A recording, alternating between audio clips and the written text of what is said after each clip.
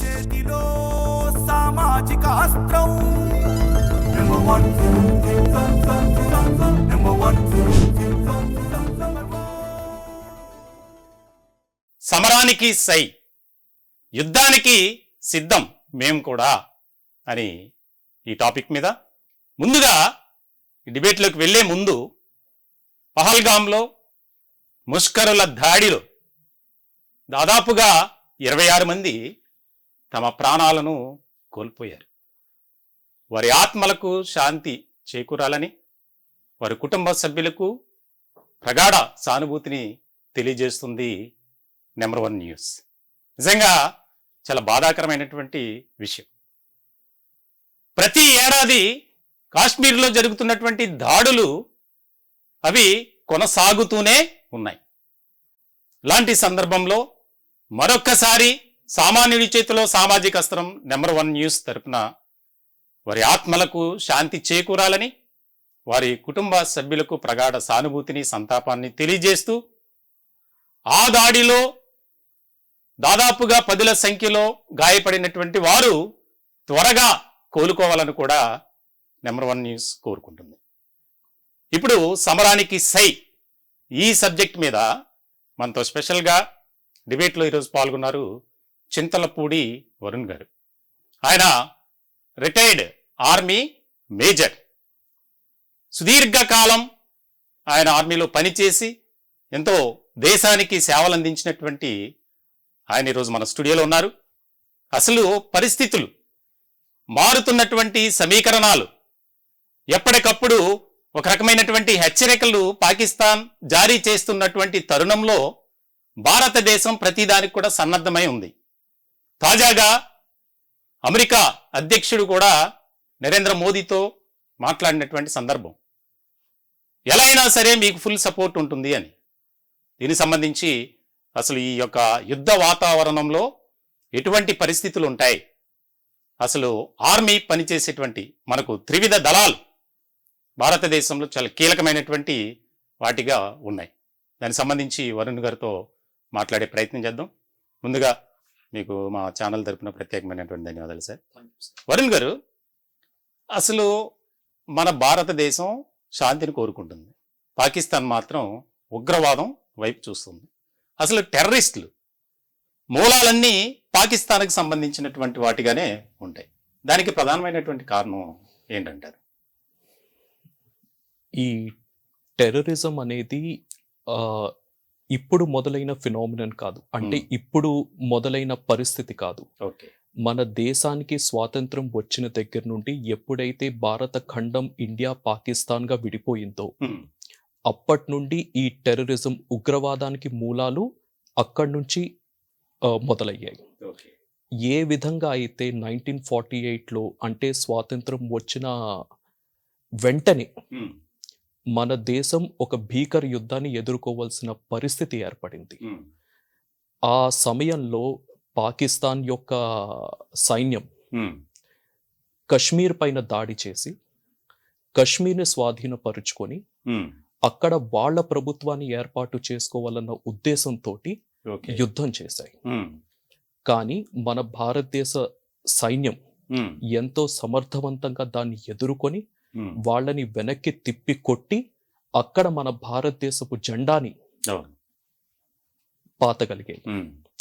అప్పటి నుండే పాకిస్తాన్ భారతదేశాన్ని ఒక డైరెక్ట్ వార్, అంటే నేరుగా ఢీకొని నిలవలేదు అన్న విషయం వాళ్ళకి అర్థమైంది.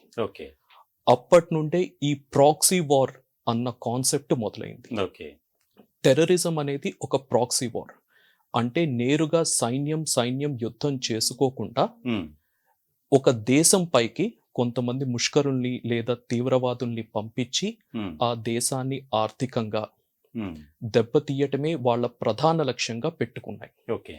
అప్పటి నుండి బార్డర్ దాటి, అంటే సరిహద్దు రేఖ దాటి చాలా మంది తీవ్రవాదులు పాకిస్తాన్ నుండి, ఆఫ్ఘనిస్తాన్ నుండి రావటం మొదలు పెట్టారు. కానీ ఎంతమంది వచ్చినా సరే మన సైన్యం వాళ్ళని సమర్థవంతంగా తిప్పికొట్టేది. ఆ తిప్పి కొట్టడం వల్ల వాళ్ళకి వాళ్ళు నేర్చుకున్నది ఏంటంటే ఇది కూడా మనం చెయ్యలేము, అంటే నేరుగా ఎదుర్కోలేము మనం. కాబట్టి మన అర్ధబలం అంగబలంతో కాశ్మీర్లో అల్లర్లు రేకెత్తించి సృష్టించి అక్కడ శాంతి భద్రతలకు భంగం కలిగించి అక్కడ తీవ్రవాదాన్ని పెంపొందిస్తేనే కాశ్మీర్ అనేది భారతదేశం నుండి విడిపోతుంది. బ్లీడింగ్ ఇండియా బై 1000 cuts అన్న ఫిలాసఫీ అప్పటి నుండి డెవలప్ అయ్యింది, ఎర్లీ 1990s నుండి.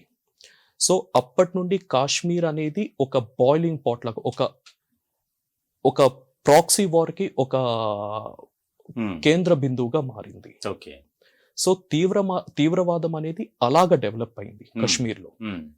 అంటే అక్కడ వాళ్ళని రెచ్చగొట్టి వాళ్ళకి బ్రెయిన్ వాషింగ్ చేసి అక్కడుండే స్థానికుల్ని, అక్కడుండే భారతీయ పౌరుల్ని భారతదేశం వాళ్ళకి అన్యాయం చేసింది అని మాటికి వాళ్ళు నమ్మేలాగా బ్రెయిన్ వాషింగ్ చేసి వాళ్ళని తీవ్రవాదులుగా మార్చి వాళ్ళనే వాళ్ళ దేశం మీదకి ఉసుగొలిపేలాగా ట్రైనింగ్ లాంచ్ ప్యాడ్స్ అనేవి స్టార్ట్ అయ్యాయి. సో ఇప్పుడు అప్పటి నుంచి ఇప్పటి వరకు జరుగుతున్న సంఘటనలన్నీ వాటికి పరిణామాలు. దీనికి మూలాలు అక్కడి నుంచి స్టార్ట్ అయ్యాయి. భారతదేశ స్వాతంత్రం, అదే ఎప్పుడైతే భారతదేశం పాకిస్తాన్ విడిపోయాయో అప్పటి నుంచి తీవ్రవాదానికి బీజాలు పట్టాయి. కానీ తీవ్రవాదం రానున్న, అంటే టెక్నాలజీ డెవలప్ అవ్వటంతో పాటు తీవ్రవాదానికి కూడా రకరకాల ముసుగులు తొడగటం మొదలు పెట్టారు. అంటే సైబర్ టెర్రరిజం అని, ఫైనాన్షియల్ టెర్రరిజం అని. దానికి కూడా మూలాలు ఈ ఐడియాలజీ, ఈ ఐడియా వెనుకే ఉన్నాయండి. సరే, ఇప్పుడు మనకి మొన్న జరిగినటువంటి దాడిలో 26 మంది చనిపోయారు. చనిపోయినటువంటి వారిని వారి మతం అడిగి మరి వారిని చాలా దారుణంగా చంపేసినటువంటి పరిస్థితి. అంటే అంత కిరాతకంగా, అంత క్రూరంగా ఎందుకు ఆలోచనలు వాళ్ళలో పెరుగుతాయి అంటారు? అంటే టెర్రరిస్టులు మనం చాలా మంది చూస్తున్నాం. హైదరాబాద్ జంట బాంబు కేసులు కానీ, దీనికి కానీ ప్రతిదీ కూడా పాకిస్తాన్తో సంబంధం ఉన్నటువంటి పరిస్థితి. అయితే ఆ రకమైనటువంటి ఆలోచన విధానానికి వెళ్ళటానికి ముఖ్యమైనటువంటి కారణం ఏంటంటారు? తీవ్రవాదులు ఆ మార్గాన్ని ఎందుకు ఎంచుకుంటారో తెలుసుకోవటానికి ముందు అసలు ఒక వ్యక్తిని తీవ్రవాదిగా మార్చాలంటే వాళ్ళు ఏమేమి దారులు వెతుక్కుంటారు, ఎటువంటి అస్త్రాలు వాడతారు అనేది తెలుసుకోవాలి. దాంట్లో మొదటిది, అంటే ఇప్పుడున్న టెక్నాలజీతో సోషల్ మీడియా యొక్క పెనిట్రేషన్ అనేది చాలా ఎక్కువగా ఉంది. మునుపు తీవ్రవాదులు ప్రింటింగ్ మటీరియల్, తర్వాత పుస్తకాల సహాయంతో రిక్రూట్మెంట్ చేసుకునేవాళ్ళు. కానీ టెక్నాలజీ పెరగటంతో పాటు సోషల్ మీడియాని ఒక ఆయుధంగా మార్చుకొని ఎవరైతే ఎకనామికల్గా, సోషల్గా వెనకబడిన వర్గాలు ఉంటాయో, పాకిస్తాన్లో కానీ, లేదంటే కశ్మీర్లో కానీ, లేదంటే మొత్తం ఏషియాలో కానీ, in fact in the whole world ఈ టెర్రరిజం యొక్క బ్రెయిన్ వాషింగ్ సెషన్స్ అనేవి ఆన్లైన్లో జరుగుతూనే ఉంటాయి. వీళ్ళకి స్పెషల్ రిక్రూటర్స్ ఉంటారు. అంటే జనాల్ని మ్యానిపులేట్ చేసి ఈ దారిలో తీసుకువచ్చే మాస్టర్ మ్యానిపులేటర్స్ ఉంటారు. అటువంటి వాళ్ళ టాస్క్ ఏంటంటే పొటెన్షియల్ క్యాండిడేట్స్ ని సెలెక్ట్ చేసి వాళ్ళని రిక్రూట్ చేసి ట్రైనింగ్ క్యాంప్స్ లోకి పంపించడం. సో వాళ్ళు వెతికేది మెయిన్ గా, వాళ్ళు టార్గెట్ చేసేది యూత్. అది కూడా స్పెసిఫిక్ గా సోషల్ అండ్ ఎకనామికల్ గా వెనకబడిన వాళ్ళు, ఎంప్లాయ్మెంట్ లేని వాళ్ళు, అంటే ఒక బ్యాక్వర్డ్ రీజియన్స్ ఆఫ్ కంట్రీ నుండి వాళ్ళని స్పెసిఫిక్ గా టార్గెట్ చేసి వాళ్ళని అప్రోచ్ అయ్యి వాళ్ళని రిక్రూట్మెంట్ చేసుకునే పద్ధతి వాళ్ళు మొదలు పెడతారు.